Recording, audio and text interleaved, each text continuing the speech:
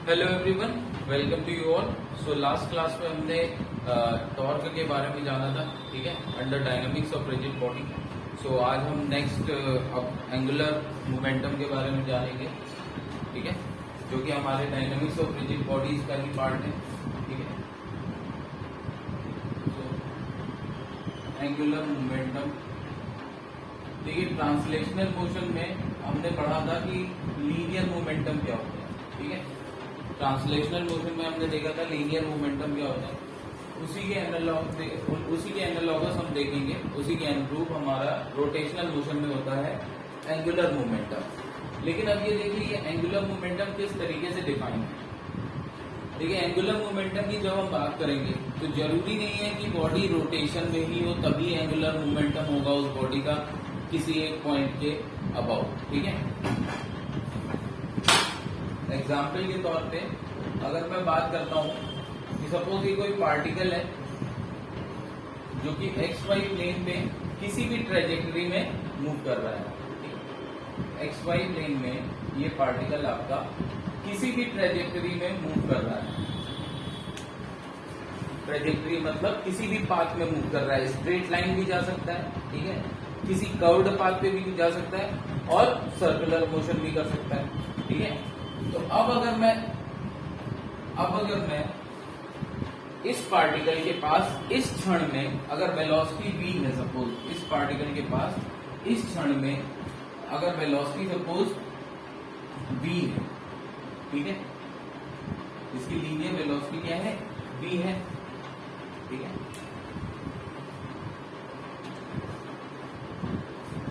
Particle हो सकता है स्ट्रेट लाइन में ही मूव कर रहा हो, पार्टिकल हो सकता है कर्व किसी कर्व के अलोंग मूव कर रहा हो या फिर सर्कुलर मोशन ही कर रहा हो, कुछ भी कर सकता है, ठीक है। पार्टिकल अगर स्ट्रेट लाइन में भी मूव कर रहा है तब भी मैं इस पार्टिकल का इसके अबाउट कुछ ना कुछ एंगुलर मोमेंटम होगा ही होगा, वो मैं निकाल सकता हूं। कैसे? एंगुलर मोमेंटम देखिए इस तरीके से डिफाइन है। अगर सपोज ये पार्टिकल ए का सपोज ये हमारा वेक्टर आर है, पोजीशन वेक्टर, ठीक है। So angular momentum of particle a, angular momentum of particle a about origin, ये किस तरीके से दिया जाएगा, इसको हम रिप्रेजेंट करते हैं एल से, और ये होगा आपका क्या, आर क्रॉस पी, जहां पर P क्या है, वेयर P हमारा क्या है, P है हमारा linear momentum of the particle. हम सारी की सारी एनालिसिस इस मूवमेंट पे कर रहे हैं, ठीक है। हमको नहीं इससे मतलब है कि पार्टिकल किस पाथ पे मोशन कर रहा है, सिर्फ और सिर्फ इस मूवमेंट पे पार्टिकल की वेलोसिटी v है, इसका पोजीशन जिस भी पॉइंट के अबाउट आपको एंगुलर मोमेंटम कैलकुलेट करना है उसको देखते हुए इसका पोजीशन वेक्टर क्या है, आर है, ठीक है। तो हम सिंपली अपना एंगुलर मोमेंटम इस पार्टिकल का लिख सकते हैं आर क्रॉस पी, जहां पर पी क्या है, पी है हमारा लीनियर मोमेंटम जो कि होगा mass of the particle into linear velocity of the particle, ठीक है। तो अगर अब मैं देखूं तो सपोज ये इसको अगर मैं आगे बढ़ाऊं तो देखिए ये क्या है, ये एंगल सपोज क्या है, थीटा है, ठीक है, ये एंगल थीटा है। तो अगर मैं ये एंगल भी हमारा क्या हो जाएगा, थीटा, मतलब वेक्टर आर और वेक्टर v के बीच में हमारा एंगल थीटा है। तो मैं सिर्फ कह सकता हूं जिस डायरेक्शन में v है उसी डायरेक्शन में हमारा क्या है, लीनियर मोमेंटम भी है, ठीक है। लीनियर मोमेंटम हमेशा ही किसकी डायरेक्शन में रहेगा, लीनियर वेलोसिटी की डायरेक्शन में, ठीक है। सो P इज इक्वल टू हमारा क्या हो गया, mv, ठीक है। अब देखिए यहां से अगर मैं डायरेक्शन की बात करूं, इस मूवमेंट पे जो एंगुलर मोमेंटम होगा इस क्षण पे जो इस पार्टिकल का एंगुलर मोमेंटम होगा अबाउट ओ, उसको देखिए क्रॉस प्रोडक्ट के अकॉर्डिंग देंगे, और क्रॉस प्रोडक्ट के लिए हम क्या यूज करते हैं, राइट हैंड कर्ल रूल, ठीक है। अब अपनी फिंगर्स को आर की डायरेक्शन में रखेंगे और आर क्रॉस पी है तो फिंगर्स को पी की डायरेक्शन में मूव करेंगे, तो थंब की डायरेक्शन हमारी क्या दे देगी, थंब की डायरेक्शन हमारी देगी बेसिकली इस पार्टिकल का एंगुलर मोमेंटम की डायरेक्शन, ये हमारी थंब की डायरेक्शन देगी। तो देखिए अगर ये एक्स वाई प्लेन में है मोशन, पार्टिकल का मोशन कहाँ है, एक्स वाई प्लेन में है, तो देखिए आर क्रॉस पी किस तरफ आएगा, आर क्रॉस पी आएगा अलोंग द जेड एक्सिस। तो ये तो हमारी डायरेक्शन हो गई।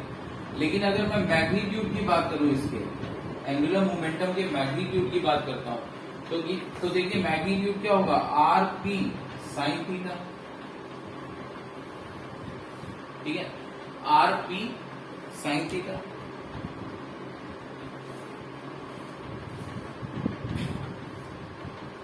अब देखिए इसको थोड़ा सा अगर मैं रीअरेंज करके लिखूं तो R sine theta into P लिख सकता हूं, जहां पे पी हमारा क्या है, पी है एम इंटू वी, ठीक है, पी क्या है, एम इंटू वी है।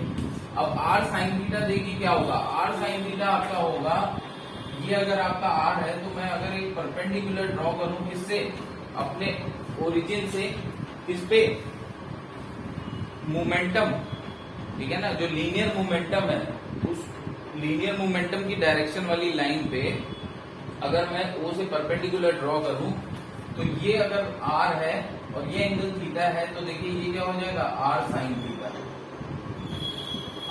थीटा, जो कि क्या होगा, आर परपेंडिकुलर, जिसको हम क्या बोलते हैं, मूवमेंट आर्म, ठीक है। तो मैं यहां से क्या देखूंगा कि हमारा जो मैग्नीट्यूड आता है, जो एंगुलर मोमेंटम का इस समय जो मैग्नीट्यूड आएगा वो क्या आएगा, R perpendicular cross into MV, cross नहीं है, ठीक है, क्योंकि हम मैग्नीट्यूड की बात कर रहे हैं सिर्फ। देखिए डायरेक्शन तो हमने देख ही लिया कि ये एक्स वाई एक्सिस के परपेंडिकुलर होगा, और इससे हमने ये राइट हैंड कर्व रूल से, ठीक है, और मैग्नीट्यूड हमारा क्या आ जाता है, आर परपेंडिकुलर इंटू एमवी। अब जैसा कि मैंने बताया था कि ये पार्टिकल का आपका एंगुलर मोमेंटम आ गया है अबाउट एनी पॉइंट ओ, ठीक है, किसी पॉइंट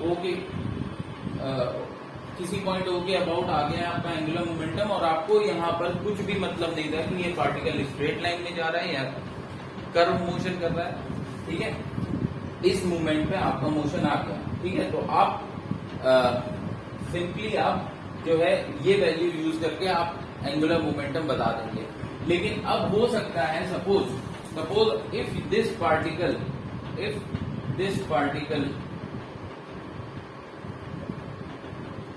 is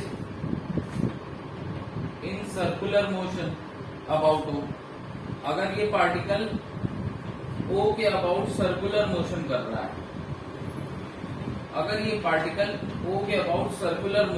है,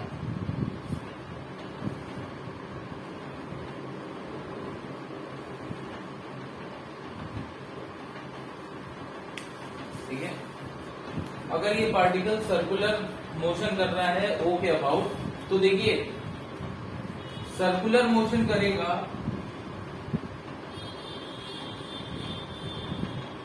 वो सर्किल कुछ इस तरीके से होगा, ठीक है, और जब सर्कुलर मोशन करेगा अबाउट O, तो O आपका क्या हो जाएगा, सेंटर ऑफ सर्किल, ठीक है, R आपकी क्या हो जाएगी, रेडियस ऑफ सर्किल या रेडियस ऑफ रोटेशन आप बोल सकते हैं। और ये जो वेलोसिटी होगी इस समय, अगर ये सर्कुलर मोशन कर रहा है, तो उस केस में जो वेलोसिटी होगी वो क्या हो जाएगी, वो आपकी टेंजेंशियल हो जाएगी। तो जो आपका लीनियर मोमेंटम होगा वो भी टेंजेंट के अलोंग हो जाएगा, ठीक है। और फिर इस केस में आपका देखिए जो मैग्नीट्यूड ऑफ एल आएगा, जो आपका एंगुलर मोमेंटम आएगा वो क्या आ जाएगा, देखिए ये रेडियस हो गई है और ये टेंजेंट, तो ये एंगल 90 डिग्री हो जाएगा, तो आपका सिंपल आ जाएगा आरपी साइन 90 हमारा 1 होता है, और देखिए आर इंटू एमवी हो जाएगा, ठीक है। अब आपको पता है क्योंकि ये सर्कुलर मोशन कर रहा है तो लीनियर वेलोसिटी क्या हो जाएगा, क्योंकि ये सर्कुलर मोशन कर रहा है तो लीनियर वेलोसिटी क्या हो जाएगा, आर ओमेगा। तो यहां से हमारा जो मैग्नीट्यूड ऑफ एंगुलर मोमेंटम आता है इस केस में वो हो जाएगा mr² ओमेगा। ये आ जाएगा हमारा mr² ओमेगा।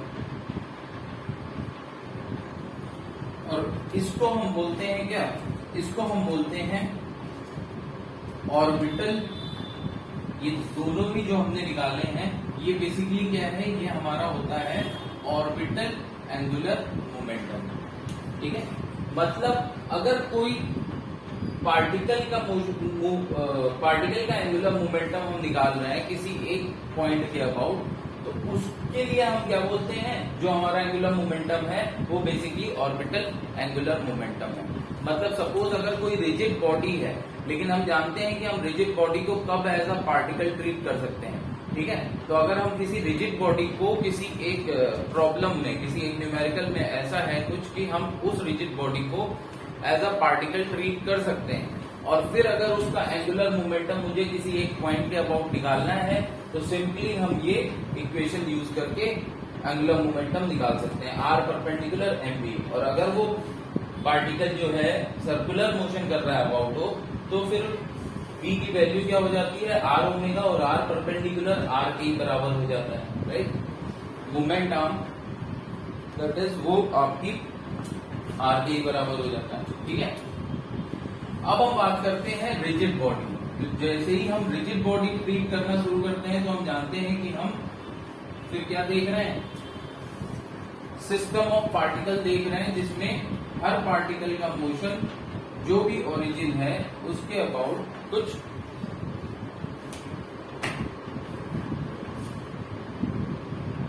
डिफरेंट वे में होगा। ठीक है, तो angular momentum of rigid body की बात कर रहे हैं।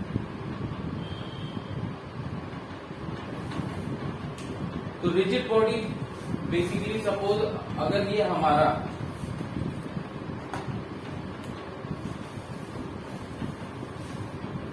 अब यहां पर रिजिड बॉडी के लिए मैंने सपोज किया है कि ये जो रिजिड बॉडी है ये आपकी रोटेशन कर रही है, ये आपकी रोटेशन कर रही है किसके अबाउट, जेड एक्सिस के अबाउट। ठीक है, तो अब देखिए इसमें जो हर एक पार्टिकल होगा जिससे ये रिजिड बॉडी बनी है, हर एक पार्टिकल जिससे ये रिजिड बॉडी बनी है, वो हर एक पार्टिकल एक तरह से क्या कर रहा होगा, सर्कुलर मोशन कर रहा होगा। ठीक है, तो अगर मैं मान लूं कि ये बॉडी जो है n पार्टिकल से बनी है, ठीक है, ये बॉडी अगर ये n पार्टिकल से बनी है, तो देखिए क्या होगा, मैं लिखूंगा जो मैग्नीट्यूड ऑफ एंगुलर मोमेंटम है, मैग्नीट्यूड ऑफ एंगुलर मोमेंटम है, ये आपका हो जाएगा m1r1² ओमेगा। क्यों? क्योंकि हर पार्टिकल के लिए, अब इस केस में मैं क्या मान रहा हूं, हर पार्टिकल के लिए इस केस में मैं मान रहा हूं कि ओमेगा कांस्टेंट होगा। या सिंपली अगर आप इसको ऐसे लिखिए, तो मैं देखिए इस पार्टिकल को क्या एक तरह से एलिमेंट मान सकता हूं। जब मैं एक्सटेंडेड बॉडी या रिजिड बॉडी की बात कर रहा हूं, तो पूरी रिजिड बॉडी पे तो नहीं लगा सकते, तो पहले किस पे लगाएंगे, किसी एक पार्टिकल पे। तो देखिए इसके लिए मैं क्या लिखूंगा, r² dn। सिंपल ये इक्वेशन का यूज कर रहा हूं फॉर मैग्नीट्यूड ऑफ, क्योंकि यहाँ पर ये जो पार्टिकल A है, अब ये रिजिड बॉडी का एक पार्ट हो गया है, और ये देखिए कैसा मूव करेगा, जब बॉडी रोटेट करेगी जेड एक्सिस के अबाउट, तो ये कैसे मूव करेगा, एक सर्कल में। ठीक है, तो सिंपल इसका मैग्नीट्यूड क्या हो जाएगा, मैग्नीट्यूड हो जाएगा इस पार्टिकल का r² dm इंटू ओमेगा। ठीक है, अब टोटल मैग्नीट्यूड निकालना है, ये तो एक पार्टिकल का हो गया, ये एक पार्टिकल का हो गया। अब मैग्नीट्यूड, अब मैं देख रहा हूं मैग्नीट्यूड ऑफ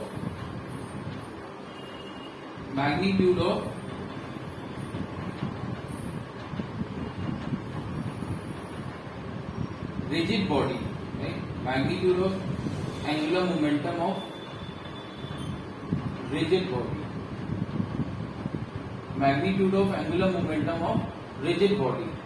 ठीक है, तो देखिए इसको मैं रिप्रेजेंट कर रहा हूं कैपिटल L से, तो ये क्या हो जाएगा, ये जो इस पार्टिकल का एंगुलर मोमेंटम आया, इसका इंटीग्रेशन हम करते हैं। ठीक है, तो ऐसे सारे पार्टिकल का एंगुलर मोमेंटम अबाउट हो आ जाएगा इंटीग्रेशन से, तो ये हो जाएगा R square D M omega. अब देखिए ओमेगा तो देखिए कांस्टेंट है, हर पार्टिकल के लिए ओमेगा कांस्टेंट है, तो ओमेगा आ जाएगा बाहर और ये हो जाएगा आर स्क्वायर डी एम। अब ये क्या होता है, ये होता है मोमेंट ऑफ इनर्शिया किसके about O, moment of inertia किसके अबाउट ओ, या फिर जिसके अबाउट बॉडी रोटेट कर रही है। ठीक है, अब देखिए आई ओमेगा, अब ये इस केस में आई ओमेगा जब आया है, तो अब इस केस में अगर आप ओमेगा की डायरेक्शन देखें तो देखिए अलोंग द जेड एक्सिस है ओमेगा की डायरेक्शन। ठीक है, और आपने देखा था कि एल की डायरेक्शन अगर मैं इस पार्टिकल के लिए निकालूं तो हर पार्टिकल के लिए एल की डायरेक्शन भी ऊपर आएगी, तो जो रिजिड बॉडी है उसमें उसके एंगुलर मोमेंटम की डायरेक्शन भी अलोंग द जेड एक्सिस आएगी। तो मैं देख सकता हूं कि यहां पर इस केस में जो एंगुलर मोमेंटम है और जो हमारा ओमेगा है दोनों की डायरेक्शन क्या है, सेम। एंगुलर मोमेंटम भी और total angular velocity, total angular momentum and angular velocity, right. Total angular momentum of the body and angular velocity दोनों क्या है, ऊपर की डायरेक्शन में। ठीक है, तो यहां पर मैं लिख सकता हूं L is equal to I omega vector form में।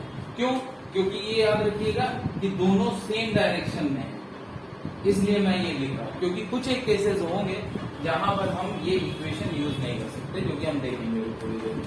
ठीक है, तो यहां पर देखिए टोटल एंगुलर मोमेंटम वो हमारा आ गया बॉडी का, वो आ गया आई ओमेगा। ठीक है, जहां पर आई क्या है, आई है एक्सिस ऑफ रोटेशन अबाउट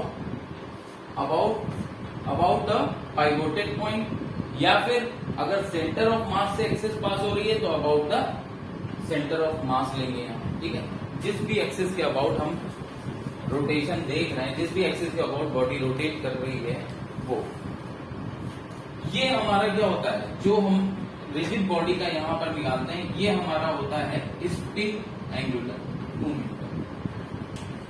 ये हमारा होता है स्पिन एंगुलर मोमेंटम। सिंपल है, जब रिजिड बॉडी की बात कर रहे हैं मतलब रिजिड बॉडी को हम एज अ पार्टिकल ट्रीट नहीं कर रहे हैं।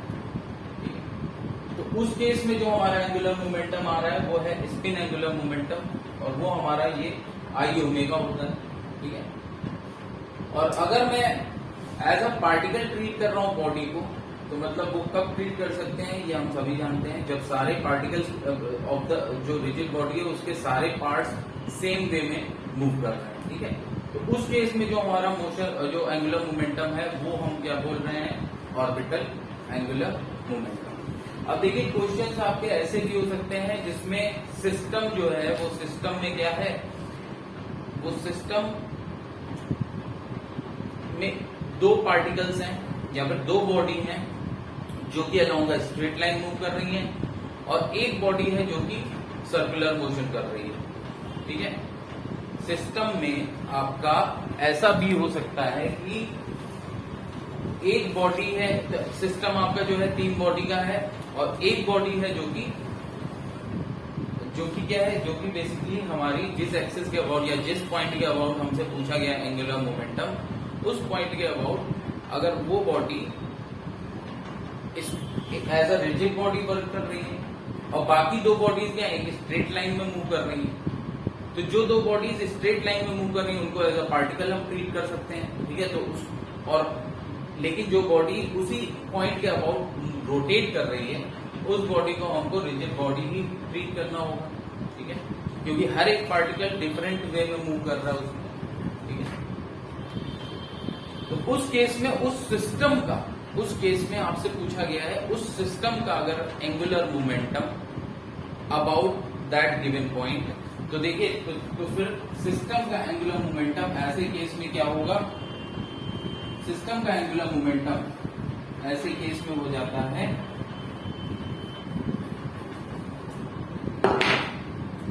उस केस में एल सिस्टम आपका क्या होगा, एल सिस्टम आपका होगा L orbit,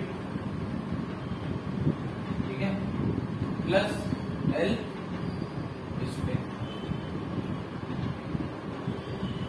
L orbit plus L spin. ठीक है,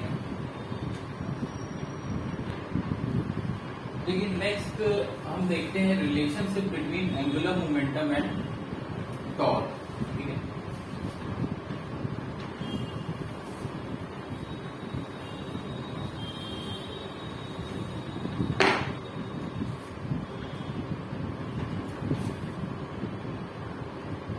relation between torque and angular momentum. ठीक है, तो टॉर्क एंड एंगुलर मोमेंटम के बीच में रिलेशन देखना। तो सबसे पहले हम सिंगल पार्टिकल लेके चलते हैं। तो अगर मैं सिंगल पार्टिकल, देखिए सिंगल पार्टिकल के मोमेंटम के लिए मैं स्मॉल एल यूज कर रहा हूँ। ठीक है, तो अगर मैं सिंगल पार्टिकल का एंगुलर मोमेंटम लिखता हूँ, ठीक है, तो वो देखिए क्या आता है, आर क्रॉस पी। देखिए अब चाहे बॉडी रिजिड हो या बॉडी या फिर एक पार्टिकल हो, ये तो देखिए आपका वैलिड ही है। ठीक है, मतलब आर क्रॉस पी तो आपका रहेगा ही रहेगा। ठीक है, बस जब रिजिड बॉडी आएगी तो हम रिजिड बॉडी को क्या मानेंगे, it consist of many small particles. ठीक है, और फिर उसको इंटीग्रेट कर देते हैं। ठीक है, तो देखिए एल हमारा क्या हो जाएगा, आर क्रॉस पी। ठीक है, अब मैं डिफरेंशिएट अगर इसको करता हूँ विद रिस्पेक्ट टू टाइम के रेस्पेक्ट में अगर मैं एंगुलर मोमेंटम को डिफरेंशिएट करता हूँ, तो देखिए अब ये भले वेक्टर प्रोडक्ट हो, लेकिन जो हमारा रूल स्केलर प्रोडक्ट के लिए चलता है डिफरेंशिएशन में, वही यहाँ पर चलेगा। ठीक है, तो मैं इसको लिख सकता हूँ D R by D T cross P plus R cross D P by D T.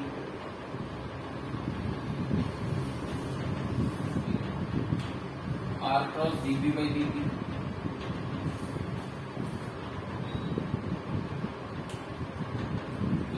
अब इसके लिए आप जो हमने सबसे पहले वाला जो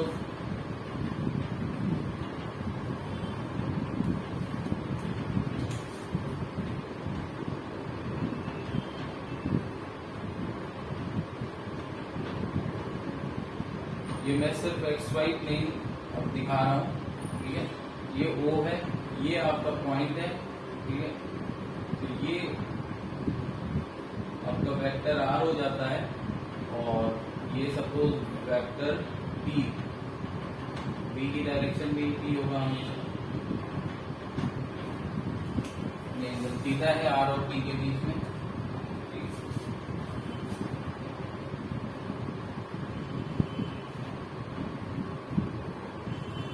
अब देखिए जो dr बाई डी टी है वो क्या होगा, rate of change of position. ठीक है, dr बाई डी टी क्या होगा, rate of change of position. ठीक है, और ये हम जानते हैं कि ये क्या होता है, ये होती है हमारी इंस्टेंटेनियस वेलोसिटी। तो v क्रॉस, और p क्या होता है, p होता है m इंटू v। ठीक है, ये instantaneous velocity cross m into instantaneous velocity. और ये देखिए ये हमारा क्या हो जाएगा, r cross dp by dt। dp by dt हमारा क्या होगा, अगर मैं लिखूं dm v बाई dt।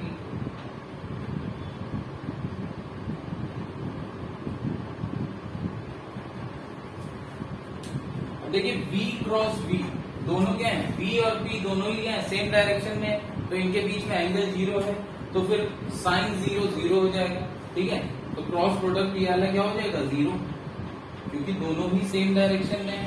ठीक है, तो सेम डायरेक्शन में क्रॉस प्रोडक्ट क्या हो जाता है, 0। सेम डायरेक्शन हो या फिर 180 डिग्री हो, है ना एंगल, तो ये 0 हो जाएगा। अब ये देखिए ये क्या आएगा आपका, अब यहां से देखिए मैं क्या कर सकता हूँ, m तो कांस्टेंट है, मास ऑफ द पार्टिकल, तो इसको मैंने बाहर ले लिया, तो ये हो गया m into dv by dt।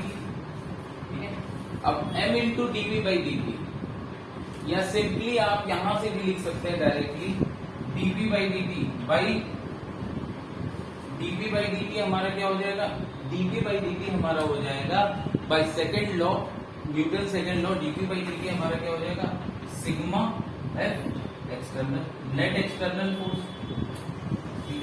तो ये इस पार्टिकल पे लगने वाला नेट एक्सटर्नल फोर्स है। ठीक है, इस पार्टिकल पे लगने वाला नेट एक्सटर्नल फोर्स ये क्या हो जाएगा, यहां से हमारा, तो ये मैं बोल सकता हूं R cross sigma F external. ठीक है, ये तो जीरो हो गया, तो ये हमारा बेसिकली क्या बचा, जो हमारा dl बाई dt आया वो हमारा हुआ R cross sigma F external. अब ये देखिए R cross sigma F external ये क्या है, R cross sigma F external हमारा क्या है, नेट टॉर्क है। ठीक है, नेट एक्सटर्नल टॉर्क हो गया किस पर, किसी एक पार्टिकल पे। अगर ये मैंने किसी एक पार्टिकल पे लिया तो इस पे जितना नेट एक्सटर्नल फोर्स है उसकी वजह से अबाउट पॉइंट ओ कुछ नेट एक्सटर्नल टॉर्क आया, वो हमारा क्या हो जाता है, इस पार्टिकल का rate of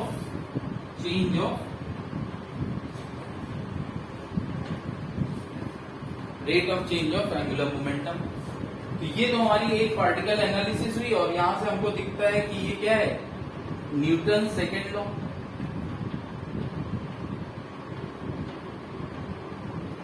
Newton second law for rotation.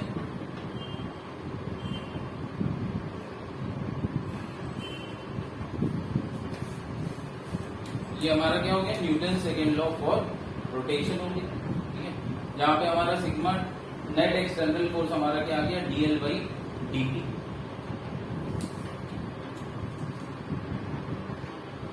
अब अगर ये मान लूं कि मैं कोई हमारा एक सिस्टम है, और वो सिस्टम हमारा एक रिजिड बॉडी भी हो सकता है या फिर एक डिस्क्रीट सिस्टम, जो हमने बताया था कि इसमें पार्टिकल्स, कई सारे पार्टिकल्स हैं दूर दूर, तो ये रिजिड बॉडी या किसी भी सिस्टम ऑफ n पार्टिकल्स के लिए वैलिड होगा। ठीक है, जो अब हम करने जा रहे हैं। So for system of n particles, for system of n particles, उसके लिए हमारा क्या रिलेशन होगा टॉर्क और एंगुलर मोमेंटम में, ये हमको देखना है। तो for system of n particles अगर मैं बात करता हूं तो देखिए n पार्टिकल्स के सिस्टम के लिए टाउ वन हमारा क्या हो जाएगा, टाउ वन हो जाएगा net external force on particle one, net external torque on particle one due to the net external force on particle one. ठीक है, तो टाउ वन हो गया हमारा torque due to net external force on particle one, जिसको मैं लिखूंगा dl1 by dt। Similarly tau two क्या हो जाएगा, dl2 बाई dt। ठीक है,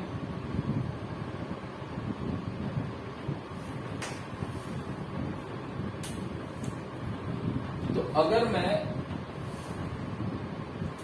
मैं इन सारी इक्वेशंस को, अगर n पार्टिकल है तो टाउ वन क्या हो जाएगा, dln बाई dt।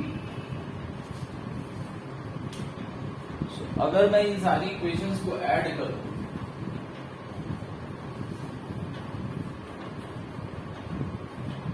अगर मैं इन सारी इक्वेशंस को ऐड कर दूं तो देखिए हमारे पास क्या आ जाएगा, इस तरफ हमारे पास आ जाएगा sigma tau n।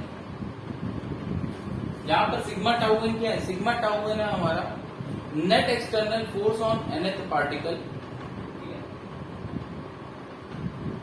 Net external force on nth particle due to all the forces external to this particle. मतलब nth पार्टिकल का नेट, मतलब टॉर्क नॉट फोर्स। ठीक है, nth पार्टिकल का टॉर्क किसकी वजह से, उन सारे फोर्सेस की वजह से जो इस पार्टिकल के लिए एक्सटर्नल है, उन सारे फोर्सेस की वजह से जो इस पार्टिकल के लिए एक्सटर्नल है। ठीक है, तो वो हमारा क्या हो जाएगा, dl1 by dt, dln by dt।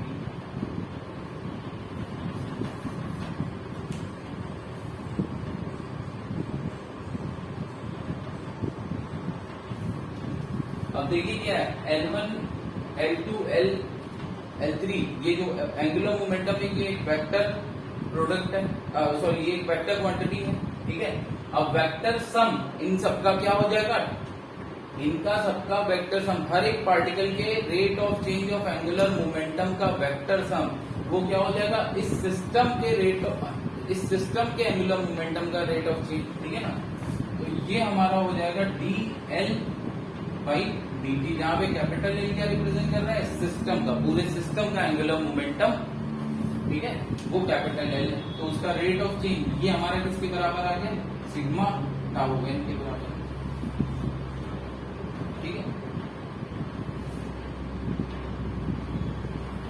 अब यहां पर मैं फिर से याद दिला दूं, ये टाउ एन क्या है, टाउ एन है nth पार्टिकल पे लगने वाला टॉर्क, किसकी वजह से, उन सारे फोर्सेस की वजह से जो कि क्या है, इस nth पार्टिकल के लिए एक्सटर्नल है। तो देखिए अगर मैं दो पार्टिकल की बात करूं, ये सिस्टम सपोज दो पार्टिकल्स है, तो अगर मैं इस पार्टिकल को देखूं, तो अगर मान लीजिए बाहरी कोई फोर्स लग रहा है, वो प्लस इस पार्टिकल के लिए जो फोर्स ये सेकेंड पार्टिकल लगा रहा होगा, वो भी इसके लिए एक्सटर्नल होगा, ठीक है। तो एक तरह से मैं बोल सकता हूं कि ये इसका जो इस पार्टिकल के लिए मैं लिखूंगा dl1 by dt, वो क्या होगा, या फिर इस पार्टिकल के लिए जो मैं लिखूंगा टाउ एन, वो क्या होगा, वो होगा आपका ड्यू टू, मतलब इसका rate of change of angular momentum किसके अबाउट, ओ के about, due to force, external force and internal force, ठीक है ना। तो टाउ एन में हमारा दोनों चीजें हैं, टाउ एन में हमारा क्या है, दोनों चीजें हैं, मतलब इसको मैं लिख सकता हूं sigma tau internal plus sigma tau external, जहां पे सिग्मा टाउ इंटरनल क्या है, net sorry torque about O due to all the internal forces, और टाउ एक्सटर्नल क्या हो गया, torque about O due to all the external forces, ठीक है। इसी पार्टिकल में हमने देख लिया कि जब एक पार्टिकल की बात कर रहा है टाउ एन, तो वो क्या है, torque of nth particle about हो, ठीक है, और nth पार्टिकल का टॉर्क अबाउट हो किन फोर्सेस की वजह से, वो सारे फोर्सेस जो इस पार्टिकल के लिए एक्सटर्नल है। तो अगर मैं इस पार्टिकल को एनालाइज करूं, तो इस पार्टिकल के लिए सारे एक्सटर्नल फोर्स क्या हो गए, एक तो जो सिस्टम पे पूरा एक्सटर्नल फोर्स लग रहा है, ठीक है, और दूसरा जो इंटरनल पार्टिकल इस पे लगा रहा होगा, ठीक है। तो देखिए मैं यहाँ पर क्या लिख सकता हूँ, मैं यहाँ पर लिख सकता हूँ कि जो टाउ एन है हमारा, वो actually sigma tau internal plus sigma tau external है, मतलब सारे इंटरनल फोर्सेस की वजह से जो टॉर्क आ रहा है इस पार्टिकल का अबाउट हो, प्लस सारे एक्सटर्नल फोर्सेस की वजह से जो टॉर्क आ रहा है अबाउट हो, ठीक है। तो ये हमारा होता है dl अपॉन, लेकिन हम लास्ट क्लास में देख चुके हैं कि torque due to internal forces हमारा क्या हो जाता है, जीरो हो जाता है, torque due to internal forces हमारा क्या हो जाता है, जीरो हो जाता है, लास्ट क्लास में हम ऑलरेडी देख चुके हैं। तो अब यहाँ पर क्या आ जाएगा हमारा सिग्मा टाउ एक्सटर्नल, ये हमारा क्या हो जाएगा dl अपॉन dt,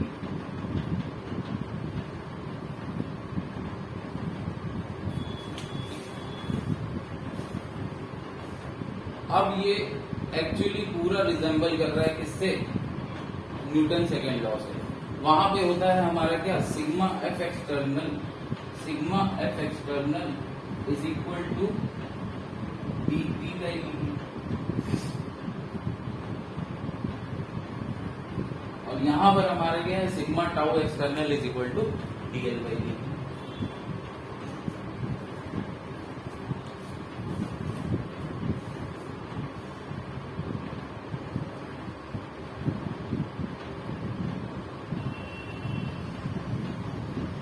चलिए क्वेश्चन करते हैं।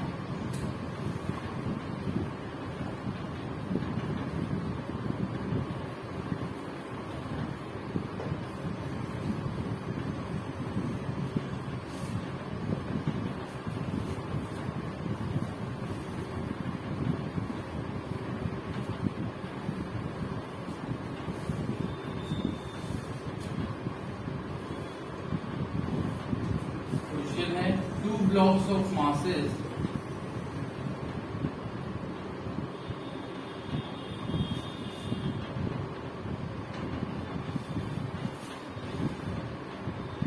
m1 3 kg and m2 1 kg, m1 3 kg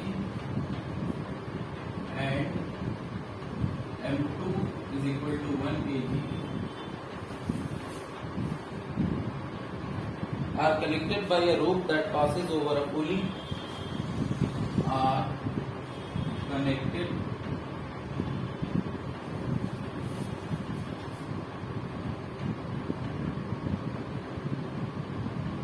by a rope that passes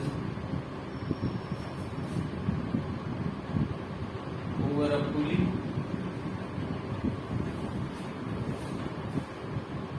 of radius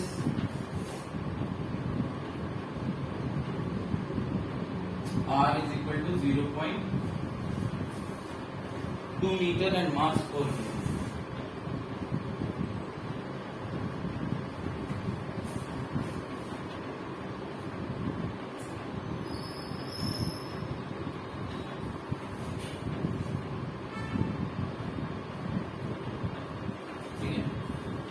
पुली का मास कैपिटल एम से लेना है 4 kg.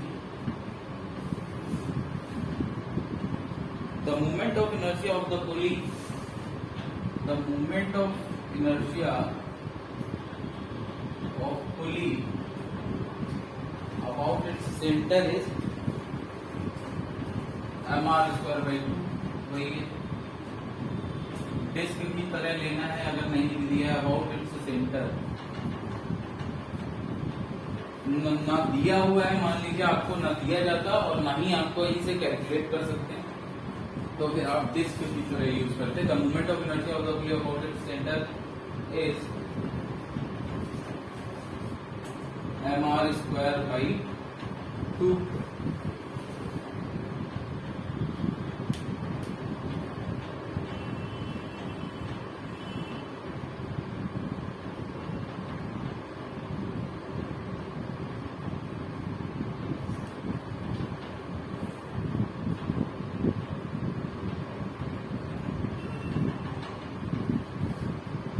Now, use the concept of angular momentum to find the linear acceleration of the blocks. Use the concept of angular momentum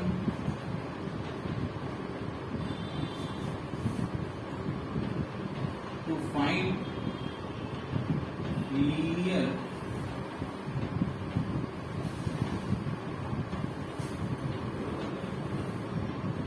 acceleration of the blocks.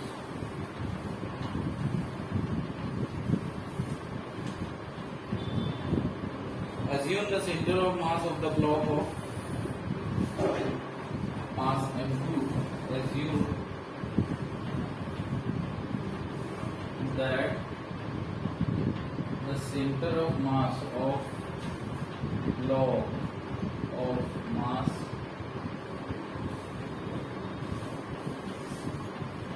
m2 is at a distance r above the center, is at a distance r above the center of pulley, is at a distance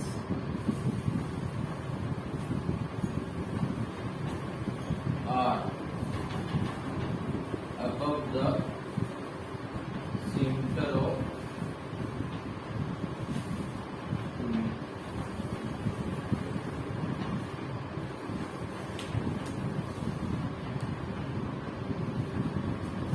ये आपको कुछ diagram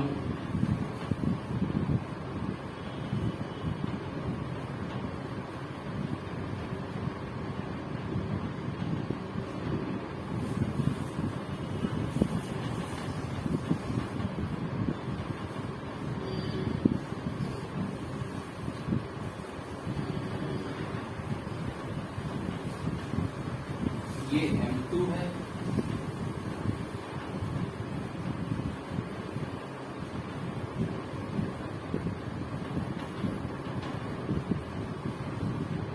ये m1 है, ये पुली है जिसका radius r 0.2 metre और मास m 4 kg दिया है.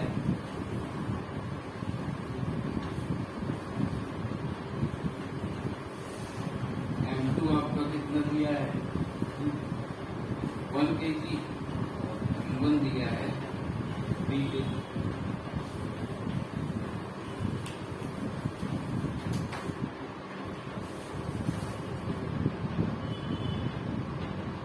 इसकी वेलोसिटी कुछ ऐसे दिखाई गई है।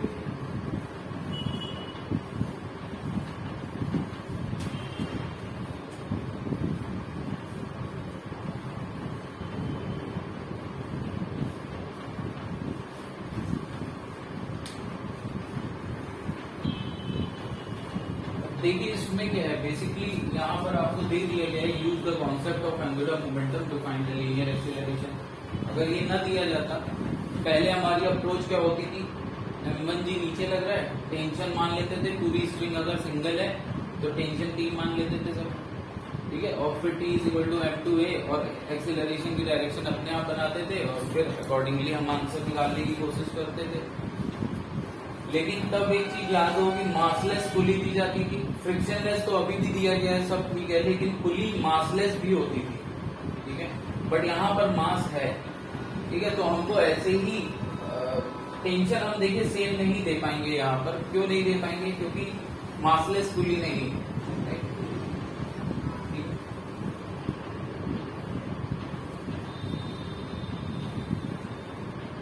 देखिए अब यहाँ पर हमको एंगुलर मोमेंटम वाला जो मेथड है वो तो ऐसे ही यूज करना है, लेकिन अब हम करेंगे क्या इसमें, तो हम इसको थोड़ा सा समझ लेते हैं कि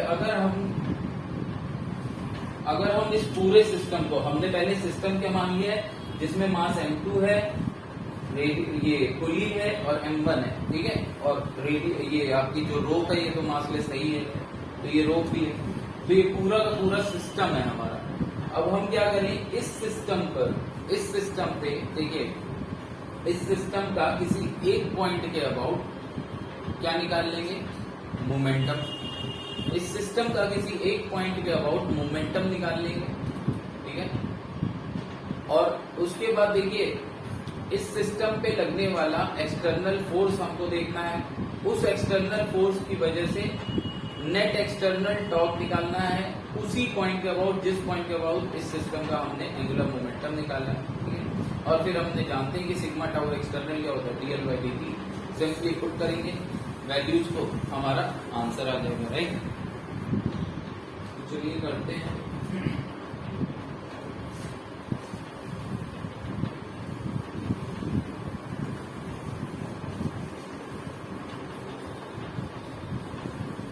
तो देखिए सबसे पहले हमको वो पॉइंट सोचना है जिस पॉइंट के अबाउट हमको इजीली एक्सटर्नल टॉर्क मिल जाए। तो अगर मैंने देखिए ये अपना सिस्टम मान लिया है, अगर मैंने ये अपना सिस्टम माना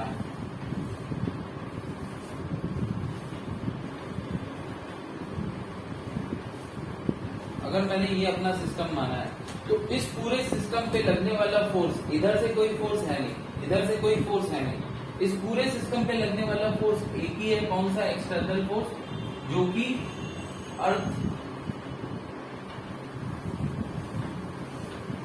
देखिए m2g यहाँ पर भी लग रहा है लेकिन वो नॉर्मल रिएक्शन से कैंसिल हो जा रहा है, ठीक है, तो वो बैलेंस्ड है।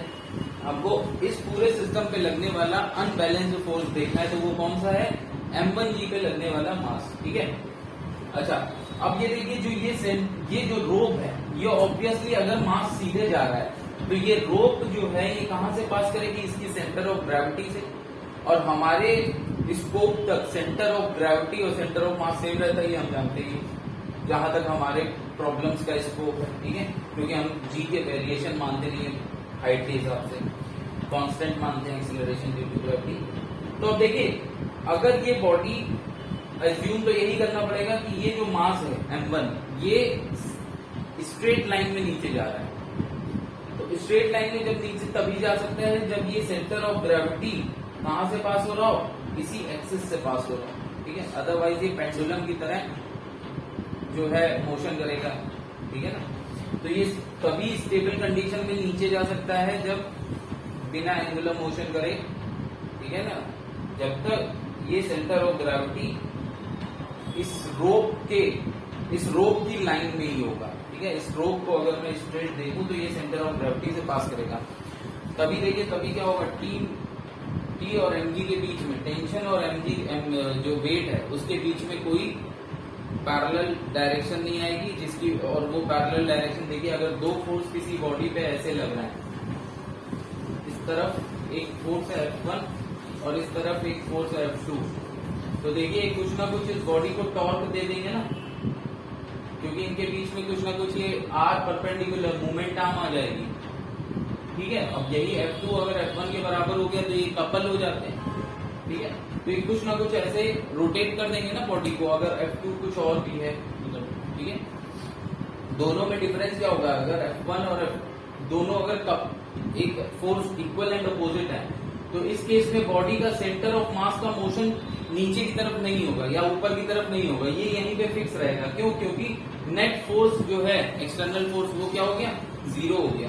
ठीक है, ये अलग से बता रहा हूं, इससे कोई रिलेशन नहीं है, ये एक कॉन्सेप्ट बस बता रहा हूं। ठीक है, तो इस केस में देखिए बॉडी क्या होगा, बॉडी रोटेट करने लगेगी। ठीक है, इस डायरेक्शन में।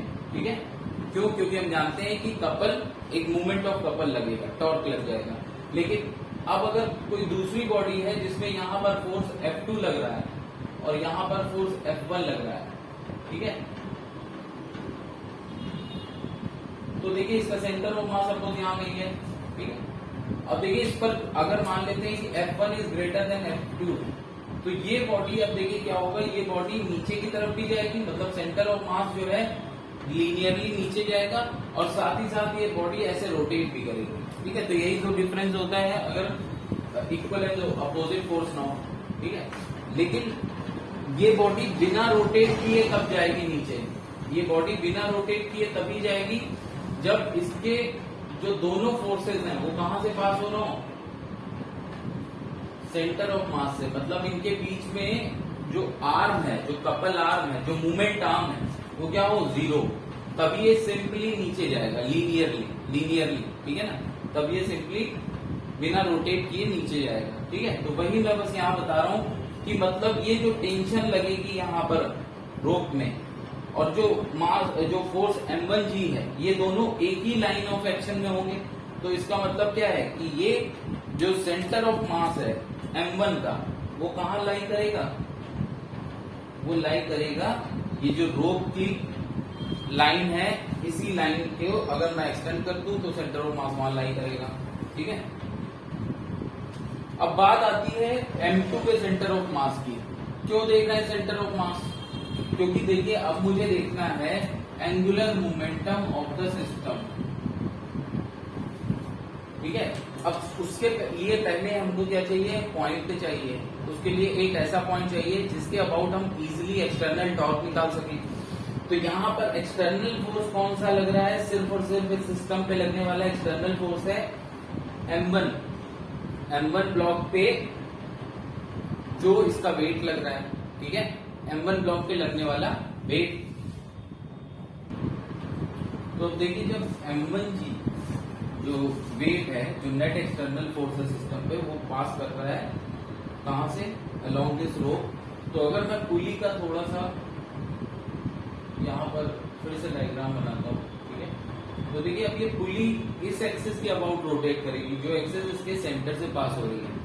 ठीक है, पुली इस एक्सिस के अबाउट रोटेट करेगी, और नेट एक्सटर्नल फोर्स इसको कौन प्रोवाइड करेगा, ये M1G। ठीक है, नेट एक्सटर्नल फोर्स इसको M1G प्रोवाइड करेगा, जिसकी वजह से ये पुली रोटेट होगी, और मास M2 इस तरफ आता जाएगा और मास M1 नीचे जाता जाएगा। अब हमसे बस यही पूछा है कि इसका एक्सेलरेशन क्या होगा। ठीक है, तो देखिए ये हमारा M2 था और ये हमारा M1 है। ठीक है, अब सबसे पहले हम क्या करते हैं, जो हमने सिस्टम माना है, तो यहां पर अब आपको इजीली समझ आ रहा होगा कि मैं इस पॉइंट को, सेंटर ऑफ द पुली, जिसको मैं नाम वो दे रहा हूं, इस पॉइंट के अबाउट अगर हम नेट एंगुलर मोमेंटम निकाल लें, राइट, इस पॉइंट के अबाउट अगर मैं नेट एंगुलर मोमेंटम निकाल लूं,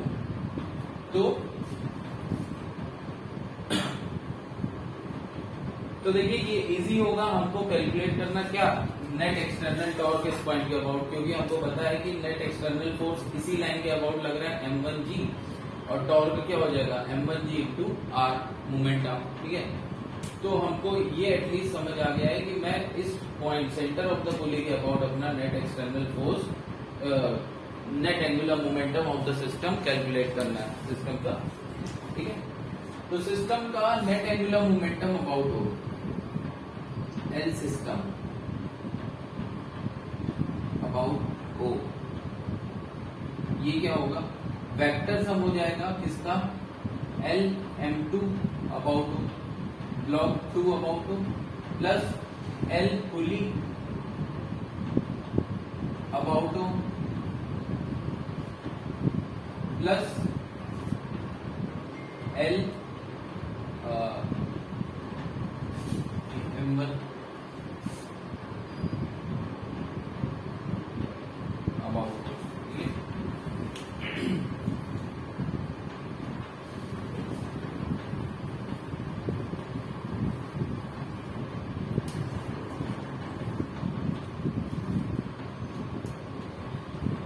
अब देखिए ये पार्ट, ये जो M2 है ये एक स्ट्रेट लाइन में मूव कर रहा है, M2 जो है ये एक स्ट्रेट लाइन में मूव कर रहा है, ठीक है, ये वाला ब्लॉक, और ये ब्लॉक जब स्ट्रेट लाइन में मूव कर रहा है तो मैं इस पूरे ब्लॉक को एज अ पार्टिकल ट्रीट कर सकता हूँ क्योंकि सारे पार्ट्स इस बॉडी के एक स्ट्रेट लाइन में मूव कर रहे हैं, ठीक है।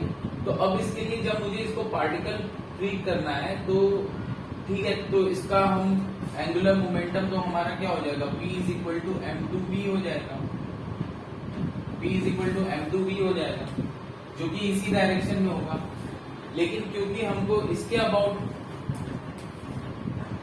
इस पॉइंट के अबाउट देखना है, तो देखिए ये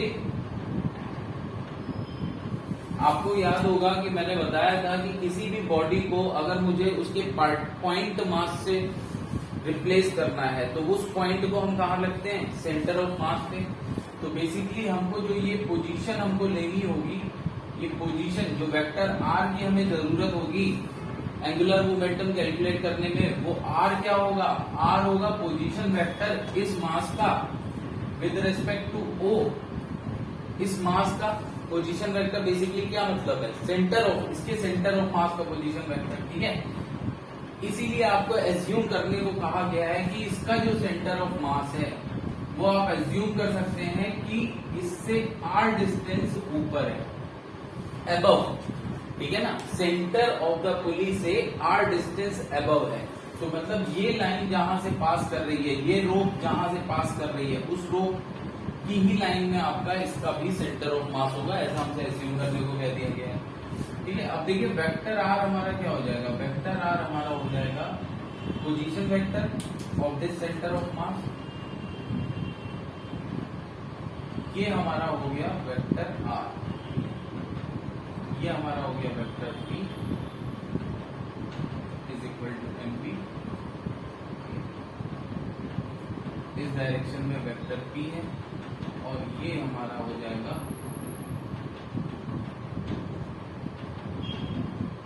R2, ठीक है।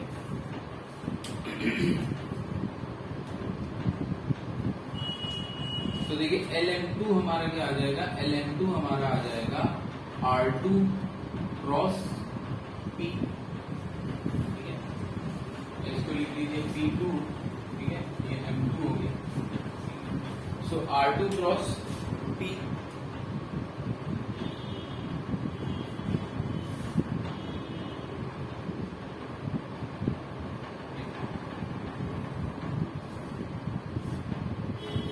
तो अब देखिए R2 क्रॉस P किस तरफ होगा, ये वेक्टर R2 है, O से लेके इसके सेंटर ऑफ मास तक ये वेक्टर R2 है, और P देखिए इस तरफ है, तो R2 क्रॉस P मतलब परपेंडिकुलर टू दिस बोर्ड, और कहाँ इनवर्ड है, इसके परपेंडिकुलर है, इस बोर्ड के प्लेन के परपेंडिकुलर है L2 और इनवर्ड है, ठीक है, तो अंदर, ठीक है।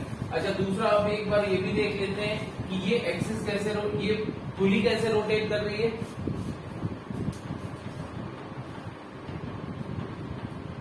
अगर मैं एल पुली लिखूं फिलहाल,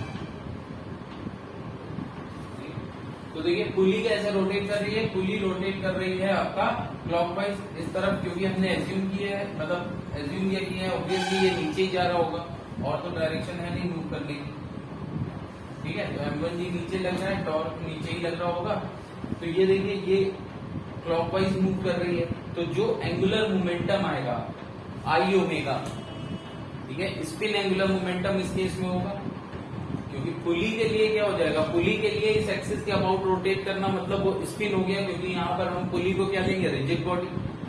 तो ये जो स्पिन एंगुलर मोमेंटम पुली का आएगा ये भी क्या होगा, इनवर्ड होगा, ठीक है। अब ये देखिए इसका पोजीशन वेक्टर क्या होगा, इसका position vector r1, position vector r1 और इसकी वेलोसिटी p नीचे की तरफ है, तो ये देखिए इसी डायरेक्शन में ये r1 होगा और ये p होगा, डायरेक्शन ऑफ, ठीक है।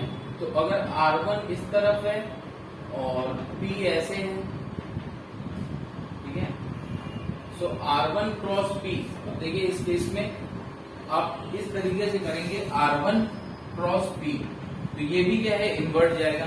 तो मैं देख सकता हूं कि ये जो एंगुलर मोमेंटम m2 का है अबाउट ओ, ब्लॉक 2 का है अबाउट ओ, एंगुलर मोमेंटम पुली का है अबाउट ओ, और एंगुलर मोमेंटम मास m1 का है अबाउट ओ, ये सब के सब इनवर्ड है, सेम डायरेक्शन में है। तो देखिए जब सेम डायरेक्शन में है तो मैं इस इक्वेशन को अपना क्या ले लूंगा, स्केलर फॉर्म में लिख सकता हूँ, क्योंकि सब के सब एक ही डायरेक्शन में है, स्केलर फॉर्म में लिख देता हूँ। अब मुझे सिर्फ और सिर्फ मैग्नीट्यूड कैलकुलेट करने की जरूरत है। तो देखिए अब ये R2 क्रॉस P क्या आ जाएगा, R2 क्रॉस P हो जाएगा, अगर ये एंगल थीटा है तो देखिए ये क्या हो जाएगा, R2 साइन थीटा और ये P2, ठीक है। अब R2 साइन थीटा है क्या, R2 sine theta R perpendicular, ठीक है, तो ये आप जानते ही हैं, ये क्या होगा, R perpendicular, R2 perpendicular and P2।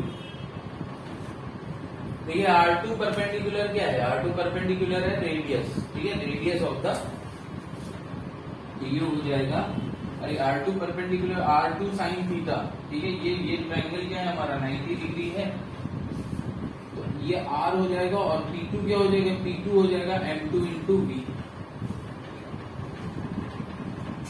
अब देखिए अगर किसी भी एक पॉइंट की वेलोसिटी v है तो मैं मान लूंगा कि अब जब ये रोटेट करेगा तो यहाँ पर जो रोक का पार्टिकल होगा वो भी वेलोसिटी v से ही जा रहा होगा, यहाँ पर जो रोक का पार्टिकल होगा वो भी वेलोसिटी v से ही जा रहा होगा, ठीक है, क्योंकि हम एज्यूम कर रहे हैं क्या कि स्लिप नहीं हो रहा है कुछ भी, यहाँ पर कोई स्लिपिंग नहीं है, ठीक है। तो सारे पॉइंट्स की वेलोसिटी, तो इस पार्ट ये जो मास m1 है इसकी भी वेलोसिटी v होगी, सबकी वेलोसिटी v ही रहेगी। अगर इसकी वेलोसिटी v है तो सारे पार्टिकल, रोप के सारे पार्टिकल, इवन ये पुली पे जो रिंग पे जो आपके पार्टिकल्स होंगे उनकी सबकी लीनियर वेलोसिटी और ये मास m1 की लीनियर, मास m1 की वेलोसिटी, लीनियर वेलोसिटी, ये सब क्या होगा, v होगा, राइट। तो सिमिलरली देखिए LM1 ये क्या आ जाएगा, LM1 ये आ जाएगा, फिर से वही R परपेंडिकुलर, R1 परपेंडिकुलर क्या हो जाएगा, R1 परपेंडिकुलर ये वाली आर्म हो जाएगी मोमेंट आर्म, ठीक है। तो R1 परपेंडिकुलर क्या हो जाएगा, P के परपेंडिकुलर जो radius, I mean P vector P के परपेंडिकुलर जो आर्म है about the centre of rotation, वो हमारी मूवमेंट आर्म होती है, तो ये भी रेडियस r ही हो जाएगी और ये हमारा क्या हो जाएगा, m1v। अब देखिए बात करते हैं L पुली, तो L पुली हमारा क्या है, L पुली का एक्चुअली ये क्या होगा, L स्पिन होगा, ठीक है ना, स्पिन एंगुलर मोमेंटम होगा। ये दोनों हमारे क्या हैं, देखिए ये दोनों हमारे हैं ऑर्बिटल एंगुलर मोमेंटम, ठीक है, अबाउट पुली का अबाउट जो होगा वो क्या होगा, स्पिन एंगुलर मोमेंटम, और ये हमारा क्या होगा, आई ओमेगा, ठीक है। तो पुली का आई क्या दिया गया है, पुली का I about O, that is centre of mass, into omega क्या है, ओमेगा मान लीजिए, ठीक है। देखिए ओमेगा को मैं क्या लिख सकता हूँ, ओमेगा को मैं लिख सकता हूँ V अपॉन R, तो ये हमारा देखिए क्या हो जाएगा, I नॉट हमको दिया गया है capital M R² by 2 V upon R। तो मैं ये क्या हो जाएगा MRV/2, ये हमारा L पुली हो गया MRV/2। L सिस्टम हमारा आ गया, सारी वैल्यूज लिख देंगे, ठीक है। तो LM2 हमारा क्या है, LM2 है M2V M2RV।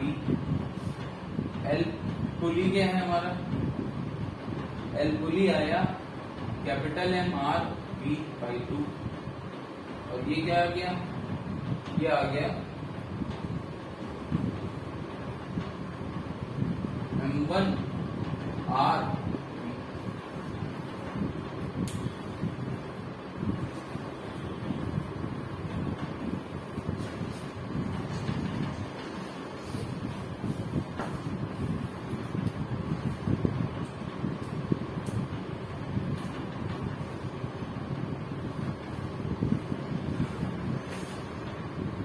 यहाँ पर थोड़ा सा अगर इन दोनों को एक साथ लिख दें तो देखिए BR, या फिर सबको कॉमन ले ले, BR कॉमन ले ले सब में से, तो ये हो जाएगा M1 plus M2 plus capital M by,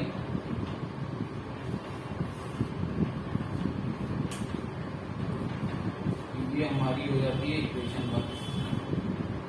अब हम बात करते हैं कि टॉर्क हमारा, नेट टॉर्क क्या है,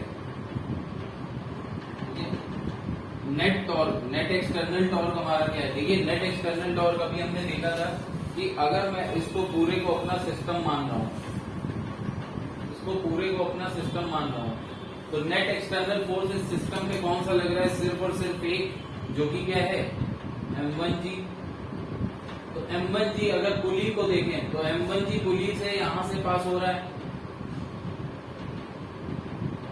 इसका टॉर्क अबाउट हो क्या हो जाएगा, इसका टॉर्क अबाउट हो जाएगा,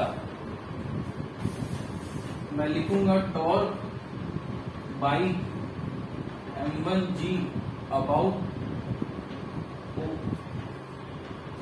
तो मूवमेंट आर्म R परपेंडिकुलर, या मैं कह सकता हूं R1 परपेंडिकुलर इंटू mg।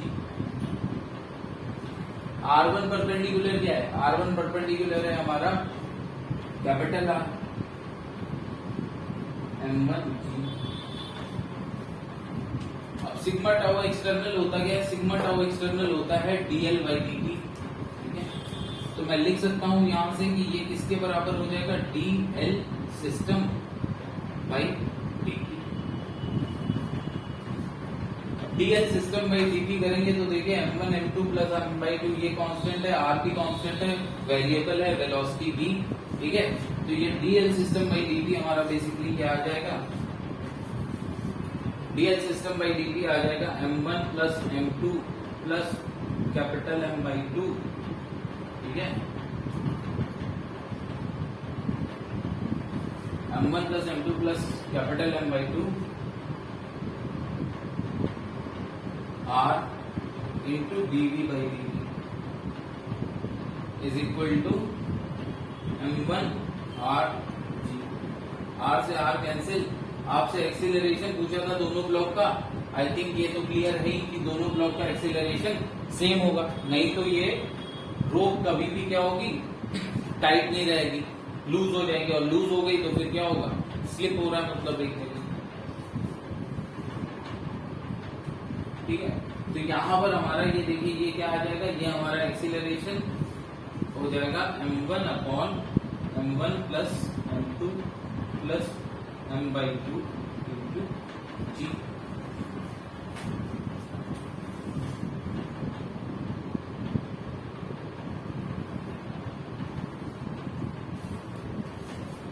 तो वैल्यूज पुट करिए, आंसर आ जाएगा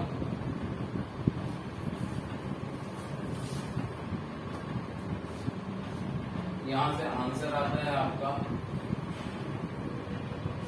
A is equal to what is M1, M1 क्या दिया गया था 3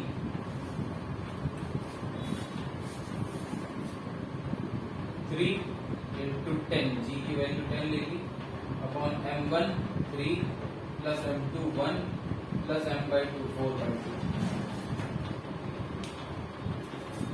ये हो जाएगा आपका 5 मीटर पर सेकेंड स्क्वायर।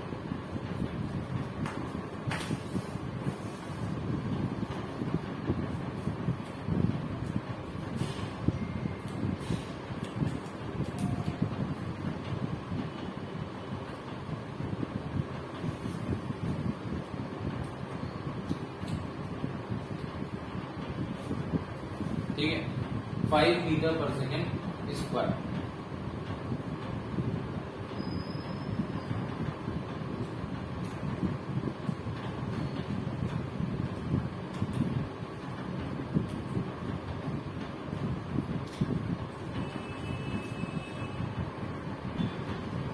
देखिए नेक्स्ट हम देखेंगे angular momentum of inverted conical pendulum.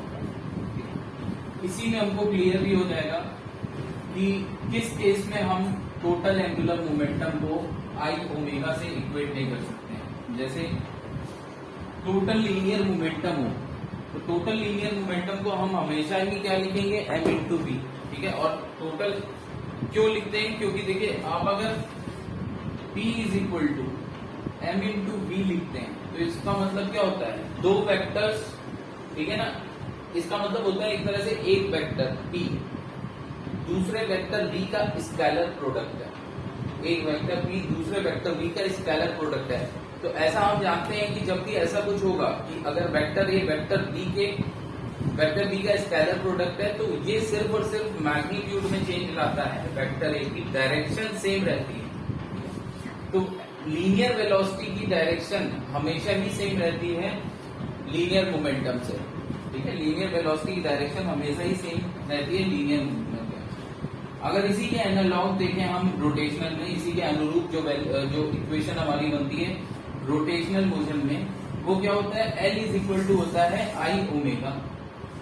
ठीक है, जहां पर L क्या है, एंगुलर मोमेंटम है, जो कि आई क्या है, स्केलर हो गया, मोमेंट ऑफ इनर्शिया। तो यहाँ देख सकते हैं कि एक वेक्टर दूसरे वेक्टर का स्केलर प्रोडक्ट है। तो ये तभी पॉसिबल है जब इस वेक्टर और इस वेक्टर की डायरेक्शन क्या हो, सेम हो। ये तभी पॉसिबल है जब दोनों वेक्टर की डायरेक्शन सेम। ठीक है, अगर दोनों वेक्टर की डायरेक्शन सेम नहीं है तो V can never write it as this. हम इस इक्वेशन को कभी भी ऐसे नहीं लिख सकते हैं। ठीक है, सिमिलरली देखिए F is equal to M A, F is equal to M A. ठीक है, F is equal to M A, ये तो हमेशा ही वैलिड है, right. F is equal to M A, ये हमेशा ही वैलिड होगा। ठीक है, क्योंकि जिस डायरेक्शन में हो सकता है अगर फोर्स चेंज हो रहा है तो डायरेक्शन भी चेंज होती जाती है, अकॉर्डिंगली एक्सीलरेशन भी चेंज होता जाता है। ठीक है, सिमिलरली अगर हम लिखें कि टोटल नेट एक्सटर्नल टॉर्क जो है वो हमारा किसके बराबर है, आई अल्फा के बराबर। नेट एक्सटर्नल टॉर्क अगर हमारा आई अल्फा के बराबर है तो ये इक्वेशन भी कब वैलिड होगी, ये इक्वेशन भी तब वैलिड होगी जब जो नेट टॉर्क है वो अल्फा की डायरेक्शन में हो। अगर इन दोनों की डायरेक्शन डिफरेंट है तो फिर आप net torque is equal to I alpha नहीं लिख सकते। ठीक है, तो ये हमको यहां पर क्लियर होगा basically.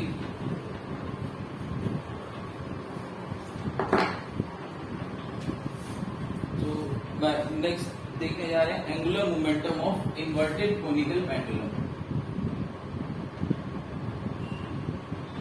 Angular momentum of inverted conical pendulum.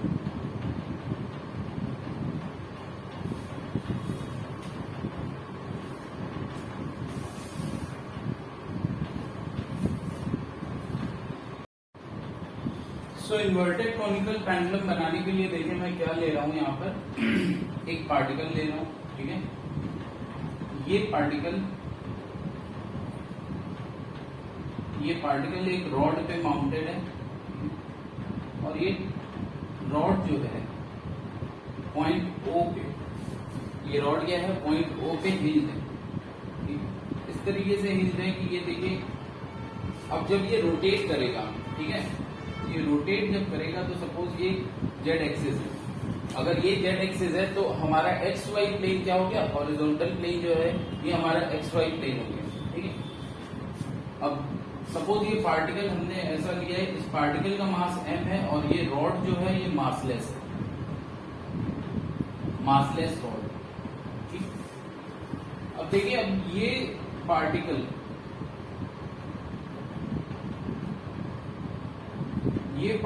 एक सर्कुलर मोशन, ये पार्टिकल एक सर्कल के अराउंड मूव करेगा अबाउट जेड एक्सिस, ठीक है, जेड एक्सिस के अबाउट मूव करेगा, तो ये जो पूरा असेंबली है रॉड और मास की, ये क्या करेगी, एक कोनिकल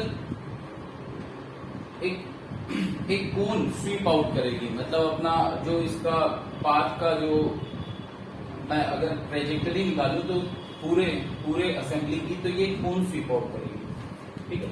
अब देखिए रॉड हमने मासलेस ले लिया है, अब मैं इसके अबाउट ओ इस पार्टिकल का एंगुलर मोमेंटम देखूंगा। देखिए सबसे पहले एंगुलर मोमेंटम देखने से पहले सबसे पहले हम देखेंगे इसकी एंगुलर वेलोसिटी क्या होगी। तो देखिए पार्टिकल का रोटेशन अगर एंटी क्लॉकवाइज ऊपर से अगर हम देखें तो ये इस तरीके से ऊपर से देखने पे ये एंटी क्लॉकवाइज मूव कर रहा है, ठीक है। पहले मैं अपनी एक्सिस डिफाइन कर देता हूँ, ये हमारी एक्स एक्सिस है, ठीक है, ये हमारी वाई एक्सिस, ठीक है। तो ये एक्स वाई प्लेन में मूव कर रहा है, ठीक है। और अब समझिए कि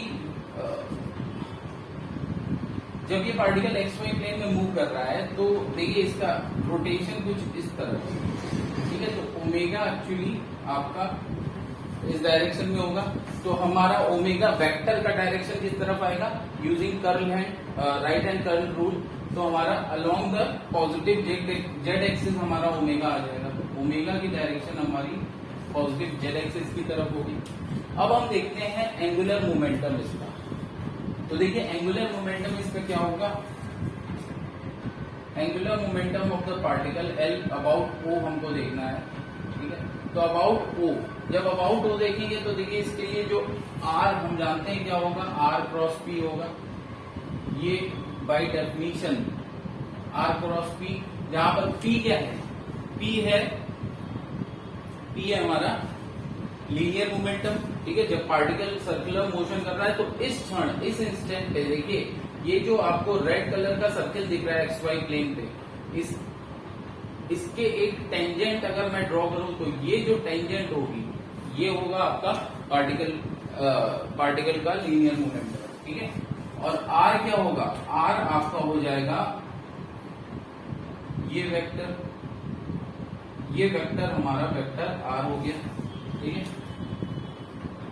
अब अगर थोड़ा सा समझने की कोशिश करिए तो देखिए ये आपका अगर ये जो ब्लैक कलर का हेड दिख रहा है इसका, ये आपका क्या हो गया, ये आपका हो गया पार्टिकल, ये हो गई रॉड, ठीक है, ये हो गई आपकी जेड एक्सिस, ठीक है। और अगर ये रॉड ये देखिए ये कुछ इस तरीके से मूव कर रहा है, जिस तरीके से मूव कर रहा है, तो इस इंस्टेंट पे जब आप देखिए ये जो सर्किल ड्रॉ करेंगे तो ये सर्किल कुछ ऐसे आएगा, ये आपका वेक्टर पी हो गया, ठीक है, ये वेक्टर पी हो गया और ये वेक्टर आर है। तो आर क्रॉस पी ये क्या होगा, आर क्रॉस पी जब आप करेंगे तो ये कुछ इसके परपेंडिकुलर आएगा रॉड के, ठीक है। ये आपका वेक्टर एंगुलर मोमेंटम हो जाएगा एल, ठीक है। एल क्या है, एल आपका आर क्रॉस पी है, तो आर क्रॉस पी जब आप करेंगे तो एल कुछ इस डायरेक्शन में आएगा। तो सबसे पहले यहां से ये क्लियर हो जाता है कि एल जेड एक्सिस के अलोंग नहीं है, जो एंगुलर मोमेंटम है वो जेड एक्सिस के अलोंग नहीं है। तो इस केस में अगर आप यूज कर लेते हैं L is equal to R omega, ठीक है, या आर, ठीक है, अगर आप इस तरीके से लिख देते हैं L is equal to sorry not R omega, L is equal to I omega अगर आप यूज कर लेते हैं तो ये अब इस केस में नॉट वैलिड, ठीक है, ये वैलिड नहीं है। क्यों, क्योंकि एंगुलर मोमेंटम और ओमेगा की डायरेक्शन क्या है, अलग अलग है। सेम नहीं, ठीक है।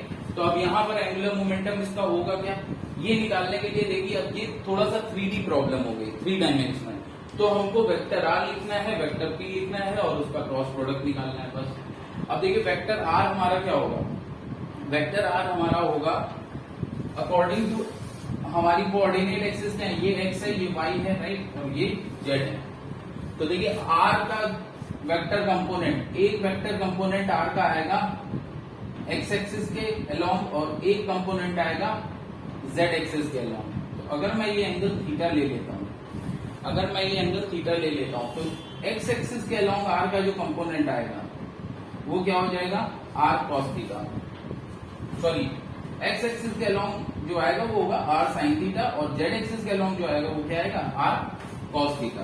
तो मैं वेक्टर आर लिख सकता हूं, ये हमारा हो जाएगा are sine theta i cap plus r cos theta j cap, j नहीं अलोंग द जेड एक्सिस है तो ये होगा के कैप, राइट। दूसरा है वेक्टर पी, दूसरा है वेक्टर पी, इसको लिखिए। अब देखिए वेक्टर पी किस डायरेक्शन में होगा इस समय, देखिए ये जो सर्कल है इसके टेंजेंट होगा, तो इस समय ये किसके डायरेक्शन में होगा, वाई एक्सिस के डायरेक्शन में, ठीक है ना, पॉजिटिव वाई एक्सिस के डायरेक्शन में होगा टेंजेंट, ठीक है। मैं इस पोजीशन को ले रहा हूं जिसमें ये जेड है, ये एक्स है और ये वाई है। तो देखिए ये जेड है, ठीक है, अगर थोड़ा सा इस तरीके से मैं होल्ड करूं, यस, ठीक है, तो ये जेड है, ये जो सीधे जा रही है एक्सिस, राइट, ये जेड एक्सिस है, ठीक है, ये एक्स एक्सिस है, ये आर हो गया, ठीक है, और ये वाई एक्सिस है, ये वाई एक्सिस है। तो देखिए ये P, vector P Y axis के पैरेलल है, ठीक है, जो कि इस सर्किल के टेंजेंट होगा इस समय, वो इस क्षण पे इसके पैरेलल होगा। तो मैं क्या लिखूंगा, vector P is equal to इस मूवमेंट पे वेक्टर P हमारा क्या होगा, इस मूवमेंट पे वेक्टर P होगा M V J cap, M V J cap. अब देखिए अगर यहाँ थोड़ा सा हम ये समझते हैं कि ये पार्टिकल जो है ये एक सर्कुलर मोशन कर रहा है, किस पॉइंट के अबाउट, सेंटर ऑफ सर्किल अगर ये है, जो सर्कुलर मोशन ही कर रहा है जिस सर्कुलर पाथ पे, उस सर्कुलर पाथ का सेंटर हमारा क्या होगा, ये होगा, ठीक है। और अगर ये ओमेगा, अगर इसकी एंगुलर वेलोसिटी ओमेगा है तो क्या मैं लीनियर वेलोसिटी जो होगी इस डायरेक्शन में उसको मैं लिख सकता हूं R perpendicular, this is R perpendicular, ठीक है। So R perpendicular into omega लिख सकते हैं। अब देखिए आर परपेंडिकुलर क्या होगा, ठीक है, simple R perpendicular into omega लिख सकते हैं। अब ये आर परपेंडिकुलर होगा क्या, तो देखिए आर परपेंडिकुलर की वैल्यू है आर साइन थीटा, तो मैं लिख सकता हूं v क्या हो जाएगा, are sine theta into omega. तो अकॉर्डिंगली हमारा जो p वेक्टर p बनेगा वो क्या हो जाएगा, m are sine theta omega j cap.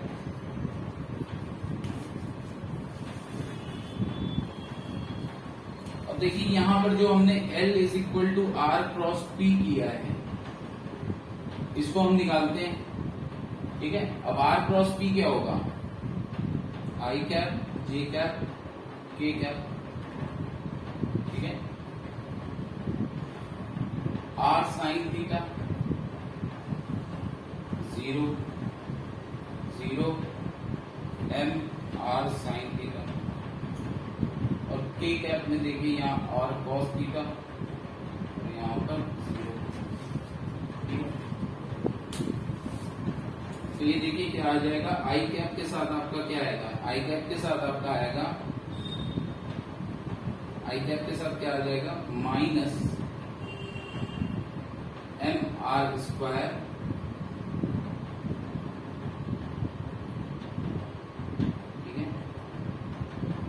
Sign theta cos theta, 0 minus m r square sine theta cos theta. J cap के साथ देखिए क्या आएगा, जे कैप के साथ माइनस जे कैप, ठीक है।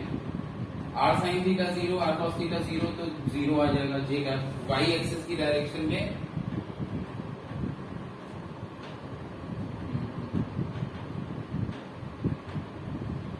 जीरो आ जाएगा, ठीक है।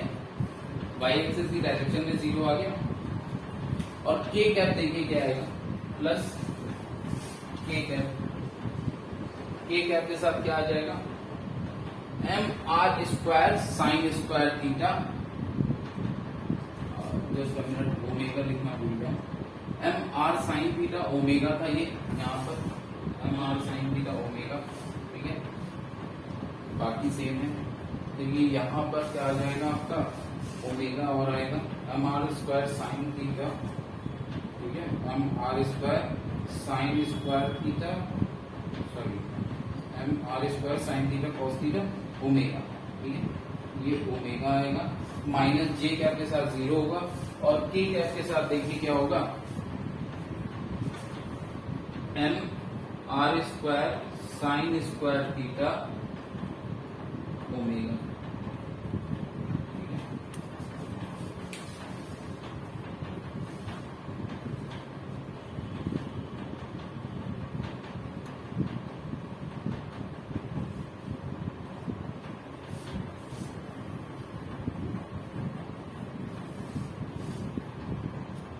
तो यहां से सिंपली मैं देख सकता हूं कि हमारा देखिए एक्सप्रेशन हमारा क्या आ गया, जो हमारा इस समय वेक्टर एल आया वो क्या आया, minus m r square sine theta cos theta omega i cap plus m r square sine square theta omega k cap, ठीक है। देखिए अब अगर आप यहां पर भी देखें तो देखिए एल के 2 कंपोनेंट आएंगे, एक तो ये आ जाएगा L Z along the Z axis, और दूसरा कंपोनेंट देखिए ये आएगा, ये जो हमारा नेट वेक्टर आ रहा था, नेट एंगुलर मोमेंटम, तो देखिए एक तो एल जेड आ जाएगा इसका कंपोनेंट, और एक कंपोनेंट क्या आ जाएगा, ये एल एक्स, ठीक है। तो देखिए एल एक्स माइनस की डायरेक्शन में है, वही माइनस आ रहा है, ठीक है। और एल जेड क्या है, एल जेड इस डायरेक्शन में है। अब थोड़ा एल जेड को हम अगर अलग से देखें,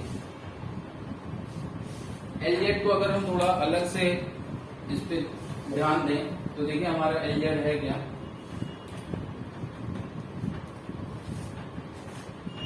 एल जेड मैं लिखूंगा ये है हमारा m r square sine square theta omega, ठीक है।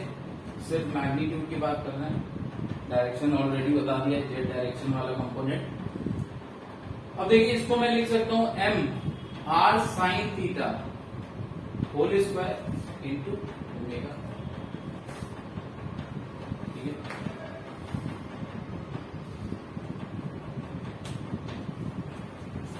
तो मैं ये लिख सकता हूं, ये क्या है, एम आर परपेंडिकुलर का होल स्क्वायर इंटू ओमेगा। अब देखिए जब इस पार्टिकल की बात हो रही है तो इस पार्टिकल के लिए एम आर परपेंडिकुलर स्क्वायर है क्या, इस पार्टिकल के लिए एम आर परपेंडिकुलर स्क्वायर जो है वो है moment of inertia about this axis of rotation. Moment of inertia किस एक्सिस, इस एक्सिस ऑफ रोटेशन के अबाउट इस पार्टिकल का मोमेंट ऑफ इनर्शिया, ठीक है। तो ये मैं लिख सकता हूं कि ये क्या हो जाएगा, आई इंटू ओमेगा, ठीक है। तो देखिए वो कंपोनेंट ऑफ एंगुलर मोमेंटम जो कि ओमेगा की डायरेक्शन में, उसके लिए अभी भी आप सेम एक्सप्रेशन यूज कर सकते हैं आई ओमेगा, लेकिन नेट एंगुलर मोमेंटम के लिए आप आई ओमेगा नहीं यूज कर सकते हैं, बट नेट एंगुलर मोमेंटम के उस कंपोनेंट के लिए जो कि ओमेगा की डायरेक्शन में है, उसके लिए आप अभी भी आई ओमेगा यूज कर सकते हैं, राइट।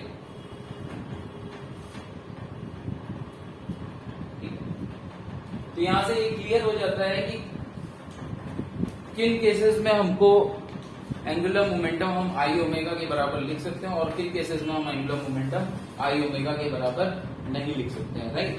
जब ओमेगा और एंगुलर मोमेंटम उनकी डायरेक्शन सेम है, then only you can write कि L is equal to I omega, right. जबकि लीनियर मोमेंटम P वो हमेशा ही क्या होगा, वेलोसिटी की डायरेक्शन में होता है, लीनियर वेलोसिटी की, इसलिए P हमेशा ही mv होता है, राइट। तो ये थोड़ा सा डिफरेंस आ जाता है रोटेशन में।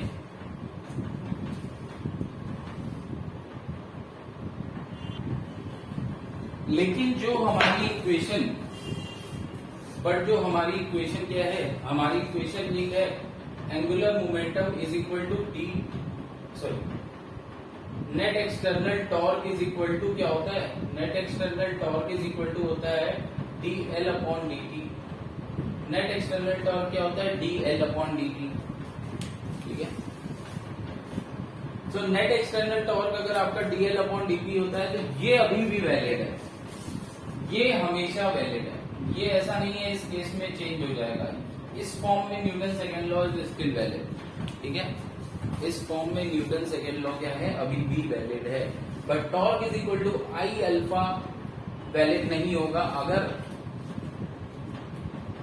जैसे कि इस केस में देखिए अब क्या होगा, इस केस में सिर्फ टाउ जेड जो होगा वो आई अल्फा लिख सकते हैं हम, ठीक है, because of the same reason उसमें भी, ठीक है। लेकिन नेट एक्सटर्नल टॉर्क वो आई अल्फा नहीं लिख सकते, बट नेट एक्सटर्नल टॉर्क अभी भी आप dl बाई dt यूज कर सकते हैं, ठीक है। तो that's it for today, thank you very much.